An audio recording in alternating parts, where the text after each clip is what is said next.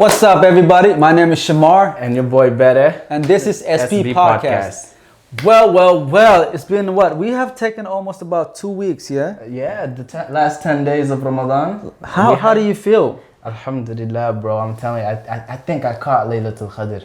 I was Laylatul Qadr hunting. Okay. I was like, tonight's the night. I get up, put on my thobe, get in my car. Freshen up first.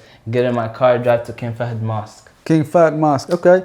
Yes. And What about you? Man, I'll tell you what. I feel so exhausted. Oh, yeah? Literally, every chance I get, whenever I'm in my apartment, I'm on top of the bed. I swear to God. I feel like I need a recovery. Like I need to take a break from like Ramadan, which I am sad in a way because the feeling of not caring about what the world is and what the world is thinking is about to leave soon. And now we're going to be facing the reality of the world. You know what I'm saying? Explain. So basically there's a sense of feeling where like you do not think anything outside Ramadan. You know what I'm saying? Okay. And when you have that kind of focus in just one thing, your mind, your body, and your spirit are aligned, right? So that alignment, whenever Ramadan is over, usually that's how I feel. After Ramadan is gone, literally, it feels like a week later you go back to your old ways where you're thinking about the world, you're thinking about how do I make money, you're thinking about what do I do, all that stuff. You know what I'm saying? That's sad too. It's a sad reality, sad truth. I know, man. Which is something that I've sort of like experienced. And I asked around people, man, and the people basically they have the same. Like I went to iftar dinner recently, and one of the things that I kind of like expressed was this, and everybody sort of agreed with me. You know what I'm saying? Talking about it feels like your problem is just waiting for you outside here. Like, outside the door. Like the minute Ramadan is over, that shit's coming back to you. You know what I'm saying? Do you know what it reminds me of? What? So, when you go on vacation, when you go on vacation, nothing else in the world matters. You're just focused on what you're about to do, what you're about to eat, what sightseeing you go and everything. You don't worry about bills. You don't worry about, just if you have kids, you don't worry about your kids, really. Another thing that makes you as a man, I don't know, or any person, you feel like after Ramadan, you feel sexually active again. Where like you will have that desire of wanting to, to have sex. But that's the thing. Allah didn't make it haram for married people. No, not at all. You can have it at nighttime. At nighttime, you can. But I'm saying like throughout the day. As single people, basically, you were protecting yourself from the whole sexual stuff and all that. That's one of the things. Like we had a focus in just one thing. So the question is, how do you keep that? How do you keep that focus into just one thing and keep going exactly like the way you were doing in Ramadan? Because I believe if you could actually wake up in the middle of the night for suhoor, you can definitely wake up for Fajr prayers, right?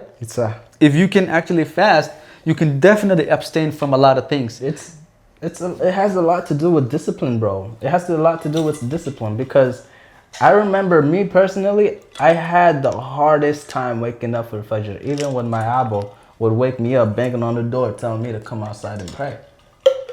Bro, I didn't want to get up.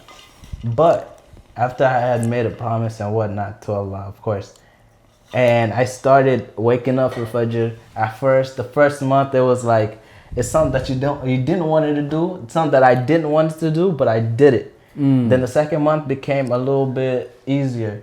And the next thing you know, a whole year in, I just wake up unconsciously. Sometimes I beat my alarm. No, that's true. You know what I mean? I think thank God. The easiest for me is waking up Fajr because I usually wake up at 4 a.m. in the morning every damn day. It could be Saturday, it could be Sunday, it could be any day of the week. But during Ramadan, it's already hard. We're already up, you know what I'm saying? But I'm okay with that. But outside Ramadan, that's when I usually wake up. So I challenged myself in that time to go to the mosque. Okay. That was the hardest for me, you know what I'm saying? That I was challenging myself, sometimes driving up, and then I kind of like, adjust my day to, okay, if I go to the mosque, then I definitely can go to the gym. You know what I'm saying? Yeah. So that was like a little motivation that helped me. Okay. You know what I'm saying? Yeah. I don't know if you feel that way. No, it always had. Look, when you complete something and you perfect some kind of discipline, you always have motivation to do anything, bro. No, definitely. Anything. You could go up a mountain, come down, lift a 500-pound chick. But yo, listen, bro. Listen, 500-pound chick, yeah? What do you hold up. Do you no, I got a question, yeah. Yeah? Would you give a chance to a big bag woman? Like, somebody who has That's a bad way to put it, bro. That's not a bad connotation to a big bag. Dude, this guy's gonna get canceled. Bro, you a big bag too, bro. Oh, man. No, but on a real though, would you date somebody who is like over 200, 300 pounds? How tall are they? It don't matter. It could be like what's her name? That not a Monique. What's that movie with Monique? What is it called? Precious. Precious. Precious? Yes. First of all, her That's name is Gabrielle. Gabrielle Sidibe. She has herself a nice white man. Okay. And 2 little mixed kids. She's living life. What? A nice Bro. If Gabrielle Sidibe, I mean, nice Yo, she got Gabrielle. money. No, Gabrielle Sidibe wasn't Gabrielle Sidibe when she did that movie Precious, bro. You see that movie, bro? Precious? Yes. She had a twinkle between her tits and pull out that shit and eat. Bro, I'm not even playing, bro. Hey guys, I'm not. Bro, this guy's Let gonna me tell you get us something. canceled.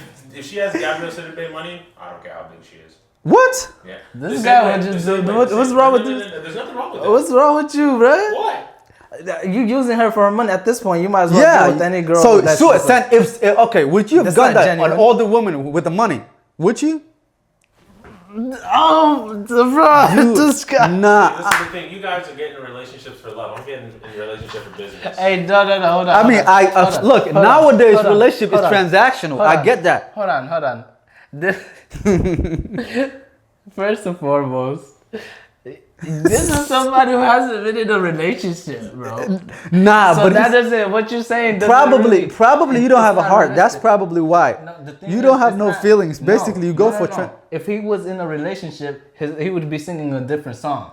definitely. But he has never been in a relationship. But think about this though. Like, what if his perspective of relationship is about exchanging money? Like he says, if you bring in some money, I will give. Okay, now we're steered way off course.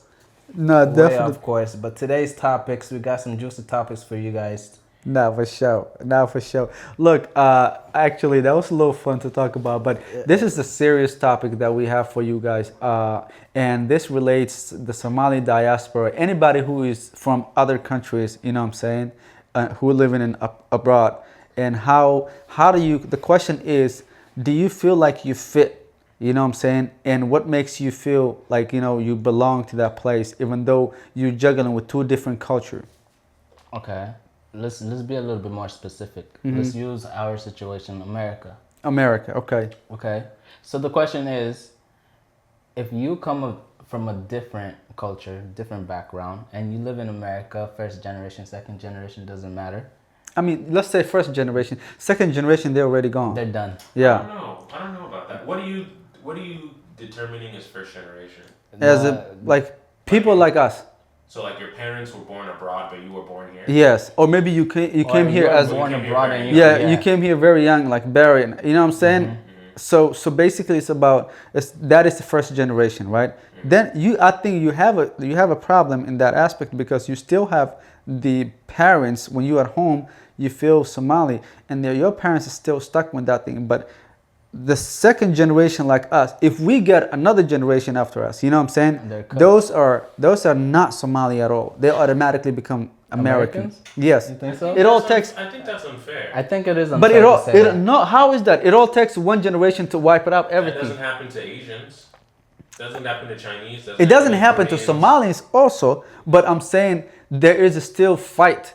Like you have internal fight where, like, especially when you don't know yourself, right? And you were youth, you go in high school, you go in middle school. When you do not know yourself, and you go to high school here, right? And you're new, and everybody is calling you names, and you are this, you are that. You will try to figure out how to fit it. But that still happens to. I mean, let's attack a couple. That different happens things. to Americans in America. That happens to Americans. Number one. Number two. I think you are. It's what you're saying is very interesting because if you look at Asian people, they can be here 4 generations, but they're so tight-knit in their communities that they marry amongst each other. That's a culture. That their culture permeates. So even if you're 4th generation, you're still very Chinese, you're very Korean, right? And so we are. So I think... I want to dispute that because there's some Chinese and True. Asians that What are I'm named saying Dan and Kevin. But that's No, I mean, that's a for totally them to different fit thing. That's in for them and to fit get in. some money. But that's not their real It's thing. different. Yeah. But I will say They have a they dang, speak their lung, languages. fung, lung, all that stuff. They speak their languages. Fung, They're very culturally astute. They know their culture very deep. But the thing is, I would say what you're talking about is if you come here and you marry outside, right? That's when your kids might have a hard time. Because if they have a parent who's American, then it's a little bit of an easier ride because they understand American culture more. But if, let's say, you have great-grandchildren and every single time your children and then your children's children married a Somali, those kids, I would venture to say, would still be pretty Somali. Well, listen, I get it. So we have a cultural thing where our parents were not going to let us just like, throw our culture away, regardless of what it is. Yeah, for us. Yeah. And that is a fight that we, like, what I'm saying, always happens between like the Somali parents and the generations that's here. But in the Chinese culture, right? In the Chinese culture, they do change so quick. They do change so quick, bro. They want to be wherever they are. If you ask me today, I've lived in America for so long. When you asking me where you're from, the first instinct is like, I'm Somali. That's the first thing. And that comes with the pride that we have, right? And I believe a lot of Africans also think that way, but yet it's not even about that. It's about when you are with other people, how do you behave? I think that's true. I also think that you are not accepted as much here, so you always will cling on to where you are accepted. Absolutely. So, for example, what about voicing like your voice? Do you feel comfortable in doing it with this culture or what is happening in America versus what is happening back home? What are you more comfortable with? Well, this is the thing. It's very dangerous. I was born in America, but obviously both my parents are from Ghana. So I don't feel as though I have enough authority to speak on what's going on in Ghana. But I will tell you, I don't feel 100% American. So I'm in this weird middle space where I belong to no one. Now, let me talk about that space. Because it's funny that you say that. It's not only pertaining to you, it goes beyond you. A lot of people feel this, where there's a gap in between the older generation and the newer generation, where there's not that sense of understanding. Whereas the older generation, the way they grew up, they try to impose it on the newer generation. Okay. Yeah, and then the newer generation is more accustomed to modern time culture and whatnot. So in whatever country they're in. In whatever country they're in. So they're not hearing each other, and most times a family, like some kind of frequency happens within a family because of this miscommunication. I'm pretty sure some friction and all of that happens within families because of this miscommunication. So the question here is, how would we be able to bridge that gap? Well, do you think it can be bridged, or is something that you actually grow into it? I think, okay, I can talk about the experience of a Somali person, right? The Somali person might be Somali diaspora for, let's say, from the age of 8 all the way to 16, right? After 16, they start to hanging out with the actual other Somalis. But prior to that, they may not hang out with it. And it's something that you kind of grow into, right? It's a cultural thing where, yes, you can be outside your culture for a short period of time, but once like you get to a certain age where you understand things, it's you gravitate to your culture, whether you are American, whether you were born here or whether you are the second generation here. I hear you, but I don't think we're on the same page, yeah? What I'm saying is, within this little friction that happens within families, because parents are trying to get kids to see things the way they seen it, the way they grew up. Let me add a comment to that. But that's all they have. That's all they have. So that they're only showing you the only thing they have. But that's a general parents though. It's not just an immigrant parent. That's every parent in the world. Can only teach you what they know. What they know. So that is not that I don't think is the question. What the question is, the gap between like, okay, when I'm at home, I am Somali or I'm forced to be Somali. But when I'm outside the house, I become American. So with that being said, who is lost at that time? You are in the middle where like you don't belong here, nor do you belong there. So it's you're looking at it a cup half full, right? Because you can also look at it like I'm good enough to be a full Somali and I'm good enough to be considered an American. I'll tell you what, for example, like I just joined TikTok, right? And Somali TikTok. I've always pursued whatever my career is outside the Somali community. But at some point in life, you realize that you belong somewhere where you are welcomed. And that's where you gravitate to it. You know what I'm saying? You can be, I'm in America. I love America, right? I love the culture, everything. But your heart is in Somalia.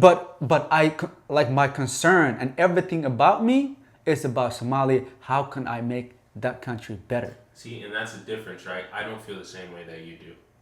So could that be a cultural thing where like it could be like me being as a Somali? I believe you believe that too, right? Yeah, definitely within my culture too.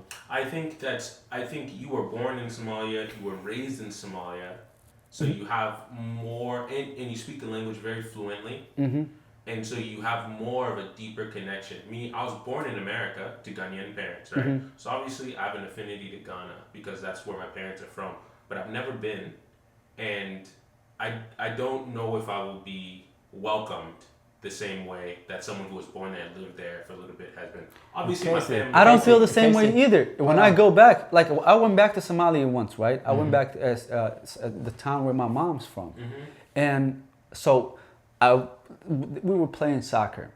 I can hear what they were talking. Make you feel like an outsider? Yes, they talk bad about me. You know what I'm saying? Like, I understand the language, but I could not say back whatever they're saying. So my reaction was, yo, let me fight with these people. Once you started, like, doing that kind of stuff, then you feel accepted for some reason.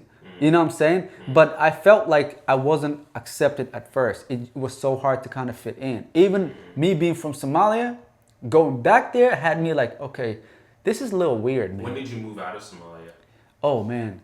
That was 22 years ago. Okay, so let me ask you You were this. 7. Yeah. Oh, wow. Let me ask you this.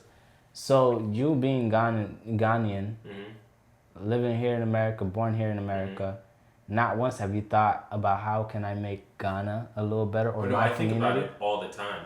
But the issue is that no one in Ghana would even take me seriously because I don't have any sweat equity. Meaning I didn't grow up there. I haven't quote unquote bled for the country. So maybe it's a cultural thing then. Maybe, like for example, we have like what was the president? Not this president in Somalia, but the one before. He's from America and Formaggio. Formaggio? Yeah, He's from America? He's from America. He's from I think somewhere in Washington. He's from America.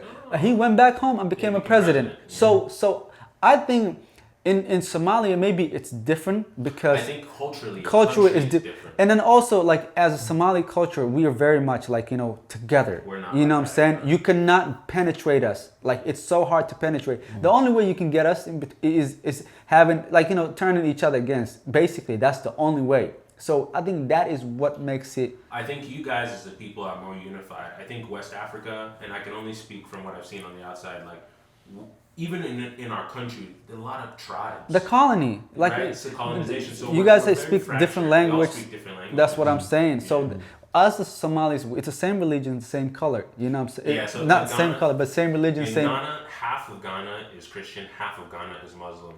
That's the That's thing. not an issue though. They don't fight amongst each other. But the thing is, Ghanaians are different. But there's still a friction though. It's Yeah, still like yeah, you can coexist, but it's still like feel like here right now. Like for example, when I feel like what had happened in Palestine, that kind of stuff, it kind of bothers me. You know what I'm saying? Because of the religion. So that is unified. yeah, that's a factor also that exists. But the luck that we got as a Somali is basically about yes, we have the same religion and we speak the same language. So that way, it's very hard for you to outsiders cannot come.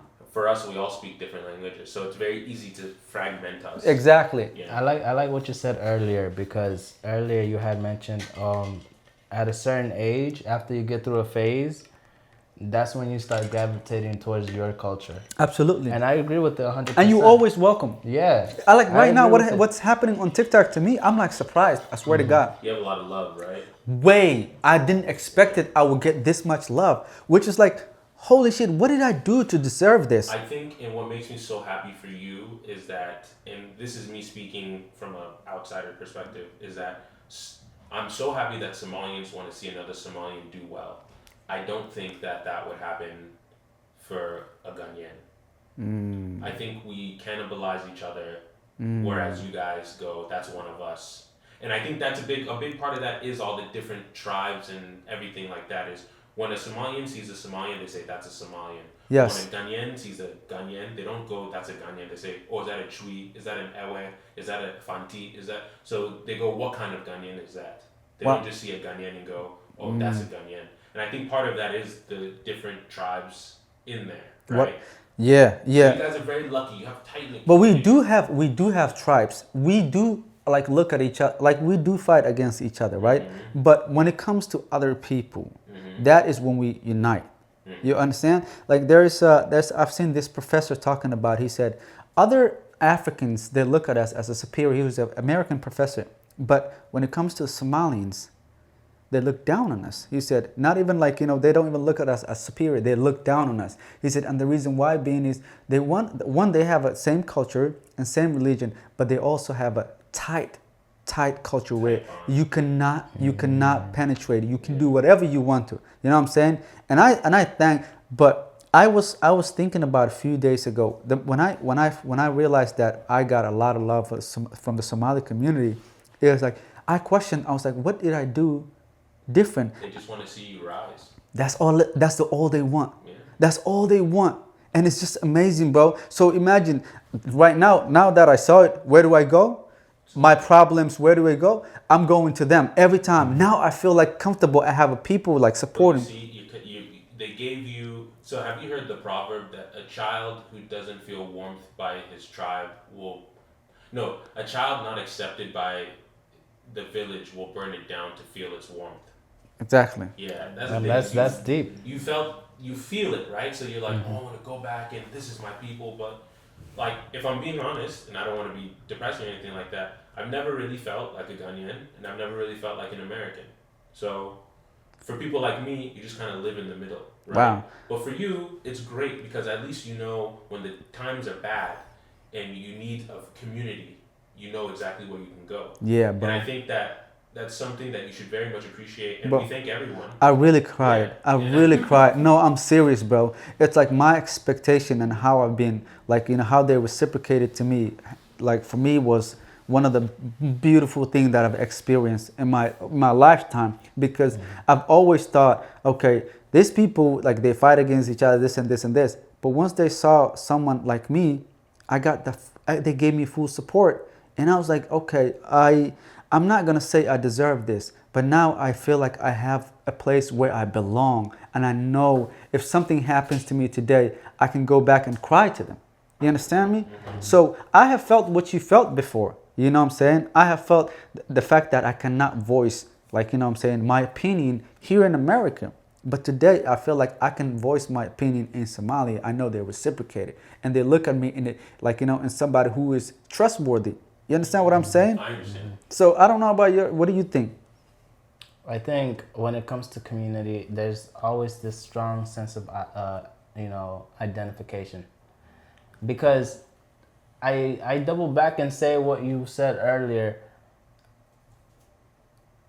Everybody that's facing these two multicultural things throughout a specific age range, they go through, the rebellious phase. And the rebellious phase, they don't want nothing to do with their culture. They just want to, see what's hot and do what hooligans do nowadays.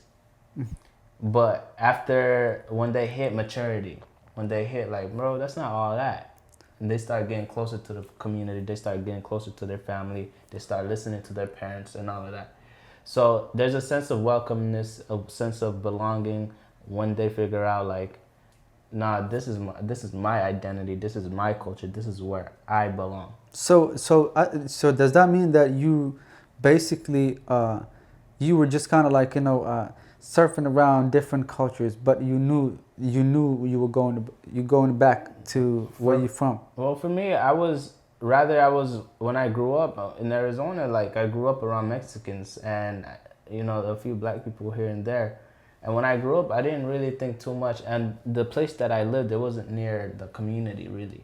It was like, like way far away from the community. Mm-hmm. So when I grew up around Mexicans and whatnot, I didn't think twice or 3 times or 4 times about Somalis, Somali Bantus or none of that. Mm-hmm. But when I got married, that's when I started interacting with the community. That's when I started going to weddings. That's when I started going to functions, and that's when I started talk.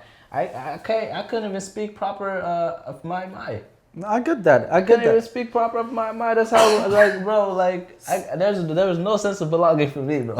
I actually, You know what I mean? I actually got like I feel like I learned the language fully. Now I can speak any dialect from Somalia, right? But I feel like I got down the You language. can speak Mahatiri? Oh yeah, I can. Mahatri, Mai, all the above. It could be any dialect from Somalia. And I was so fortunate because, yes, for one, my parents did not force me to be Somali or anything like that. But they showed me to be Somali. I love the word being Somali. It feels pride and everything. So that's what I've been instilled at. But while I was away from the community, I grew up with a lot of white people. Sweden, it's like everything is just like, so it's a different type of life to live over there. So I have always known that, I know I'm going to go back to my people regardless of what it is. I know I am Somali, but now I live here. You know what I'm saying? Even though I did not interact with as much as or get involved in a way where like, okay, if I get involved 100%, maybe I will be accepted. No, I never thought that way. I was like, okay, let me just, stay around, do what I can for the best, but also respect other people's culture. Because I wanted my culture to be respected. Okay, so let me ask you this. How did you use that, experience where you're trying to figure out, how to merge these two worlds together? How did you use that to fuel where you're at right now, to fuel your passion, to fuel your motivation, your goals and whatnot? Are we talking right now as today? Now as today. Today, I feel like nobody can stop me. Yeah. Because not only do I know myself who I am, but I also know that there is a community that is there for me no matter what. Okay. You know what I'm saying? Yeah. To add it even more, I know today I can go back to my mom's house and not being asked anything whatsoever and live lavish. So once you have that, then you actually winning. You know what I'm saying? Yeah. The sky is the limit. Don't you think so? Of course. You know what I'm saying? But yeah, well, I tell you this. Maybe if I go back home to Somalia, I might be marrying like a big back woman and just like, have multiple kids. You know what I'm saying? I have multiple kids, bro. And yeah, maybe become a big bag myself. Relax, you know what I'm saying? Have my Is that the kind of life you'd want to live? Yo, I don't mind though. I don't mind as long as I get that, Why is it rare that we find most Somalis scrawny? Like, not rare. Why do we find it often that we find most Somalis scrawny? It says the big back. Nigga, nah, it's not about that. Y'all hungry African? No, I'm just kidding. No, Hey, they probably. no, but on the real though, I think I love living in America, right? I feel home at times, but it's only at times. For example, when I feel home, it's like, my career, how I'm pursuing everything. That makes me feel home because maybe if I was in Somalia, I would not pursue this. You know what I'm saying? I don't have that kind of permission, right? When it comes to food, I may feel a little bit of weirded out because I love eating Somali food.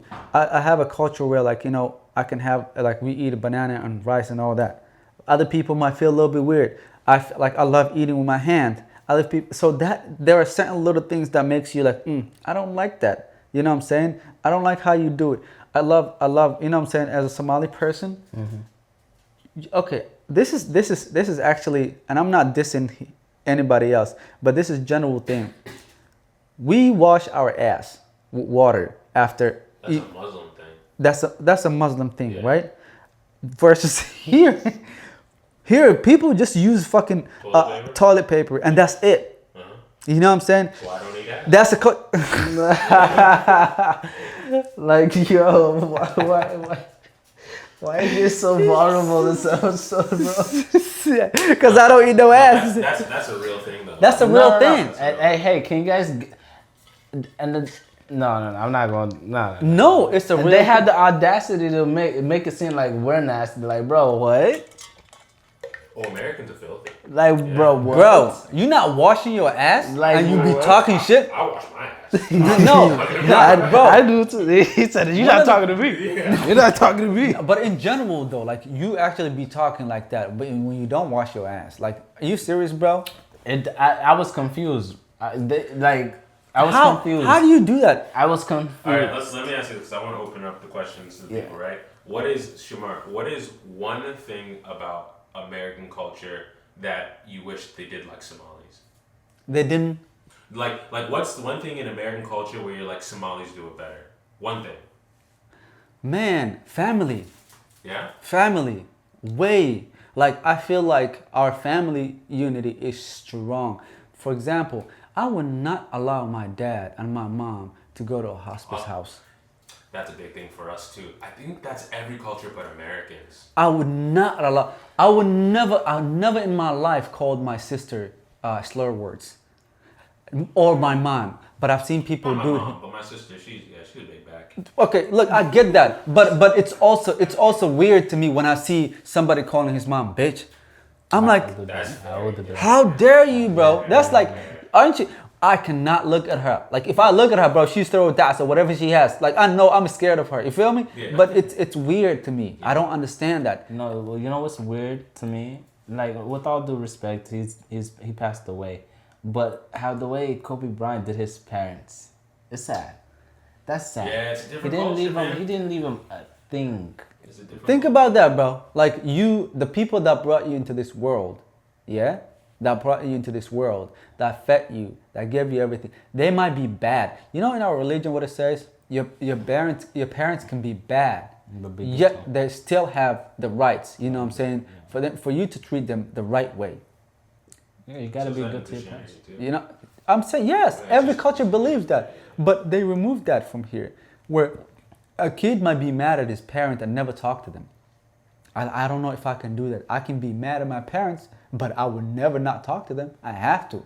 You know what I'm saying? Even if I want to, my religion tells me, my culture tells me. You know what I'm saying? One of the best things I like about Somalia is there's a mix between culture and religion, which is it kind of tames, restricts people in a way, but I think it's great where as a Somali person, you know what I'm saying, if you are not a Muslim, you're no longer Somali. You think that's good? I think that is great. Bro, that's great. That's great. I think but that is a topic for another day. that's a topic for another I don't day. think people would agree But with you. no, I agree. That's great. I think that's great, bro. But- you gotta have somewhat but- of like something to tame you. What about if But you're the a crazy Christian thing is- Somali? Then you're not a Somali? What are you? You're not considered a It's Somali. rare. The thing is, the vast majority of That's Somalia is true, Muslim. but then you alienate these groups. Yeah. And then the thing is, those groups do exist. There are. But they're not Somali. There's some. I mean, look. See what I'm saying? It's a sticky situation. We'll talk Right? about it. We'll Yeah. talk about it. No, in I a mean, different episode. no, But- it's not a sticky situation. Okay, It's a I'll fact give how you. it I'll is. give you an example. There's this one guy who, within the Somali Bantu community, who smokes, drinks. He disclaimed like Islam and he became Christian, and his son wanted to marry a specific girl within the community, but because of his father, he keeps getting rejected left and right because of You can never. like you can nobody never. wants to entertain or interact with that kind of It behavior. is very hard for you to get a solid relationship amongst us. once you do certain things. If you do OnlyFans, I don't think there will be any Somali that will ever marry you in your life. You know what I'm saying? Yes, they might have sex with you behind the scenes, but nobody will claim you. You know what I'm saying? If you do, but those are the things that God told us not to do. And I think it's best that we have incorporated that into our culture, where it's so like it's relative and anybody can tell you, no, you can't do that. You understand what I'm saying? Everyone's on the same page. Exactly. So, which I think that's really great, and it's so hard for like outsiders to penetrate us or to to come between us or to, you know what I'm saying? That is fair. I get what you're saying. From like, I get what you're saying. It makes you guys very strong. Very strong. Very. You can be wherever you are, wherever in the world you are. You still in the back of your head. You know, if you do some shit, you gotta do your shit behind the scenes, bro. Once you come in, you better be behaving right, or you'll be called out. You know what I'm saying? Yeah. And I think that's good. Yo, we're gonna ask the audience. You know what I'm saying? Certain questions. 1 sec. I just wanted to ask Bear, because I didn't get to him. What do you think is the best part of Somali culture that you wish Americans did? The best part within the Somali culture is that I wish Americans did.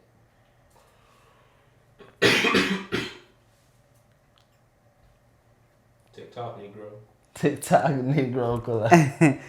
What do you think? No, there's a lot that we said, especially how respecting the parents is No, you vital. don't get to use his. But that's the thing. He used all the good ones. Now I have to. Think, I got you another one. Like I got you You said another- TikTok, and I'm like, bro. No, I got already you used another all the one, good bro. I got you another one.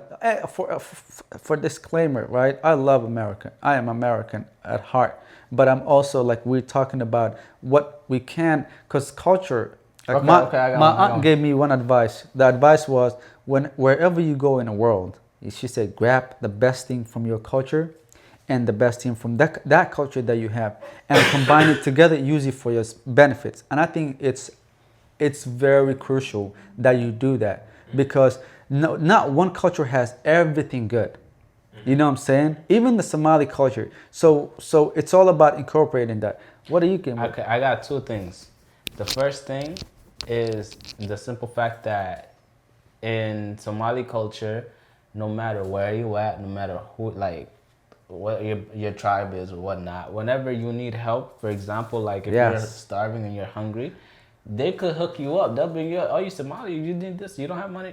Bro, all you gotta show is your forehead, and that's it. That's it. You know what I'm saying? That's it. All you gotta show is your forehead, and they got you. Alama that way, no? Yes, this is actual You know what sign. I mean? You know what I'm saying? Yes, It don't matter where you are. You gotta show your forehead. You gotta help. So that's one. You know what I mean? You get privileges, perks. Yes. Even when you need it the most. The second thing is the simple fact that America really doesn't have a culture, and the fact that Somali does have a culture already outweighs. Like it tops it off.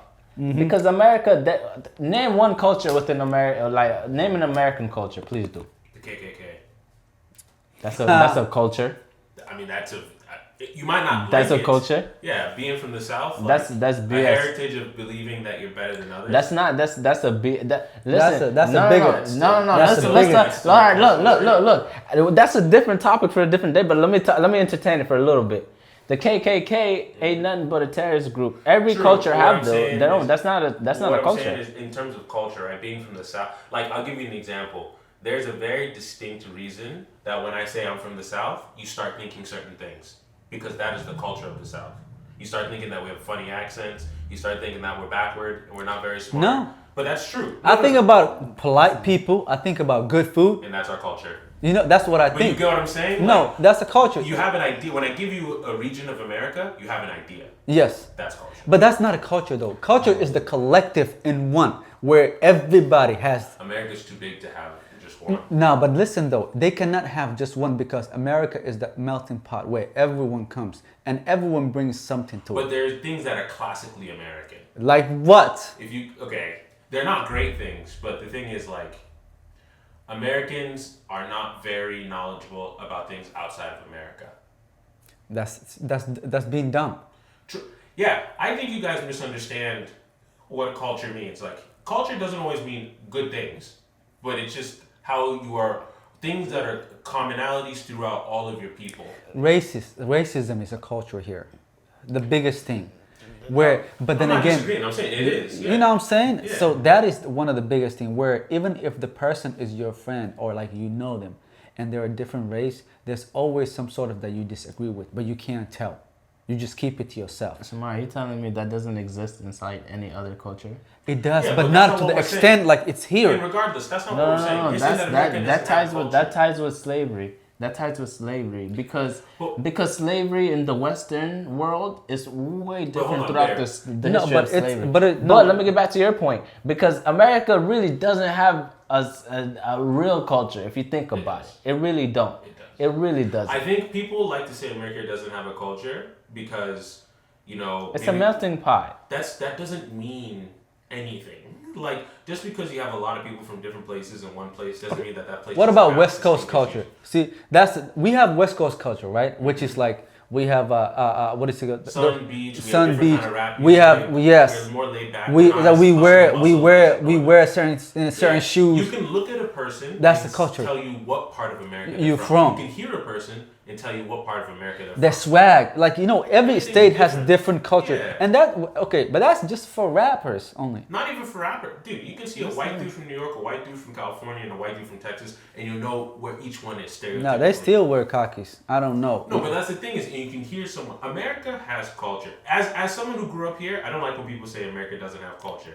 No, it does. Let I me have a stop you Californian right there. Let me stop you culture. right there, yeah. Because when you say America has culture and then you start labeling each state having their own different thing, Which is in America. when you say Somalia has a culture, it's one whole thing. Somalia is Yes. smaller than America, though. Huh? Somalia is a fraction of the size. of Ghana has a America. culture. What are you It's just talking one about? whole thing. That's not true. West. What do you mean? Ghana, as a country, Yes. all the different tribes behave differently. No. You're talking about the behavior. I'm talking about culture. What is the culture? The culture is a dance. So Ghanaians have each tribe has a different dance. They all dance differently. We all wear different. We even wear different when we have our like ceremonies. It's not all the same clothes. Okay, let me ask, who colonized y'all? England. English, right? Yeah. So that's the whole purpose. Like what I tell you earlier, Yeah, they I try- said the white man when they went to Africa, one of the men. This is professor of from UK. He was or from America. I don't know. He was talking about how he said when I see other Africans, they look at me as a superior. When I see Somalians, they look at me as somebody. They look at me that they are superior to me. You understand what I'm saying? And I think he said because of their culture and how close the culture is. So I don't believe it's just Somalians who have that. There are other countries who do have. The Somalians were also colonized, though. It was colonized by Italy. British, Yeah. Italy, and French. But yet, however way you can differentiate people, however way you whatever you've done, the culture remains the same. Our dance is Danto. You can go to south, to west, to everywhere. Let me ask you a question. What are there Even Somali the rappers? Middle East, even the Are yeah, there the Somali Shamar, rappers? Yeah. Shamar boy. Right? Where Yeah. did they come from? What do Where you did mean? the idea of rap come from? So Somalia is the land of poet. So it's already every word that no. Were they rapping before Hold 1980? on. No, it wasn't. They were not rapping, Let me but hold on. Wait a minute. it's called With the that- land of poets. Like people, When it every comes word that we to- say, when it relates with When some it comes to music and rap and all of that, rap has been low key existing before Tupac came around. You know that, right? I understand, but what I'm saying is like, In different societies too. There's a style of poetry in that was going through Saudi I'm not talking Arabia about at the poetry, time. I'm talking about But no, rap. no, no, no, no. Poetry at the end of the day, rap and poetry is low key the same thing. That's not true. Let me finish. Yeah. Rap and poetry somewhat is the same thing. When there's rhythm and there's beat, and then rap and poetry is all like just like it's like an encore. What's it called? What's the terminology for it? I'm confused. on It's when you're rapping but without beat. Oh. Not instrumental, the opposite of instrumental. I know what you're talking about. You just said Acapella. acapella. Yeah. So if you really think about it, poetry is just acapella. Yeah, but a big part about rap music is the beats, is the musicality of it. It started before the musicality though. But if you have the same, Poetry if you was- have the same rhythm of rap, like poetry that sounds like rap, but you classify it as a poem, you know what I mean? And then you add the beat and whatnot, the instrumental. Wouldn't that really be rap? And it existed for years. It's been existing years. like there's different styles of poems. There's a haiku, there's a lyric, there's a free verse. Yeah. That's still called a poem. I think I'll do some research. I really don't think. I think that if you said that rap is derived from poetry, I believe you. I think that rap music in and of itself is because like, what you're basically saying to a degree is like, oh, rock music has existed for years too. I don't blues know music anything has about existed that. for years too. You know what I'm saying? Well, blues was created by black people. So that's my confusion here. Is like I don't know When why. when rap- we're talking about music, this is low-key way over our time. But when we're talking about music, that's a whole different world in of itself. Rap But is a part of music, isn't it? yeah, but that's a whole different world because there's categories, there's genres. Until this day, there's new things that are popping up. But the thing is, if you look and you boil it down throughout history, people have been sticking with the same style of rap, not same style of poem and music. Like whether if it's free verse, whether if it's a limerick, a haiku, or what's the thing that you know how the Scandinavians, they love a limerick. They love that, but that's just like You know, maybe that's I'm wrong. another version of. But I know when about people they stick to these things for throughout history, but then people new people come in, they come up with new BS like no disrespect, but there's new people that come with new BS like rap, rock, heavy metal, That I don't hardcore. understand. Don't disrespect music like that. What? I'm just like, bro, Wait, come what on. kind of music's that? I don't understand the heavy metal But- at This all. is the thing about life. Just because you don't understand it doesn't No. mean it's not for someone. No, that's weird. It was music. created by the Shaitan. No, It's that's created by weird. the Shaitan. Yeah, bro. I think you have a Let's open the floor. hard time Let's open the convincing floor. me that you can listen to rap music and then comment on rock music or metal that way, because rap music also has some very overt and themes that are not great. We derived so much, but we'll end it right there. But we'll talk more to the audience. Yeah. What's the Nah, question but for I the just want to audience? say this. No, we don't have to. I mean, like this is close case, I guess. But all I know is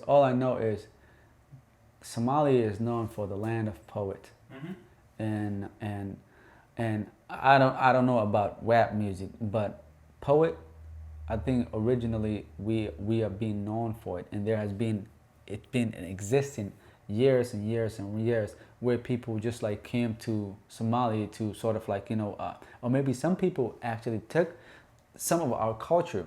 If we talk about the Middle East, majority of the stuff that we actually do, they do it, and I think they derived from freaking Somalia. So yeah, but I'm not saying America is a bad place. America is a great country. America is a country that allowed me to dream and to be what I want to be. You feel me? So with that being said, I am so grateful. So I have an announcement that we're going to do. Two announcements. One, I want to give a shout out to Malia Kitchen in Minnesota, right? Malia Kitchen in Minnesota. If you're watching Malia, I promised you that I will mention your name. If you're around, like if you're in Minnesota, I would say please go grab some food. She is the best cook I have seen so far. Malia Kitchen. Please go check it out. You know what I'm saying? If you're in Minnesota, you are not going to be disappointed. And second thing is, we think we're going to change the name SB as we're moving to Somal. You know what I'm saying? And hopefully after this episode, we will be naming ourselves Somal, and moving forward, our name will be Somal. Not Somali, but Somal. You understand what I'm saying? Well, what does Somal mean? Explain it to them. I have no idea. Don't ask me. So anyway. What inspired you then? What inspired me? Yeah. Actually, the name inspired me. The swag, the way we say it, I like that. You know what I'm saying? But the meaning, I will find another explanation. Yo, But with that being said, bro, you gotta close it up. Man. I'm tired of it. With that being said, until next time, inshallah, bidnillah. See you guys next time. We can't say SB podcast no more, but we say next Somal time- podcast next time. Next time in Somal podcast. Yes.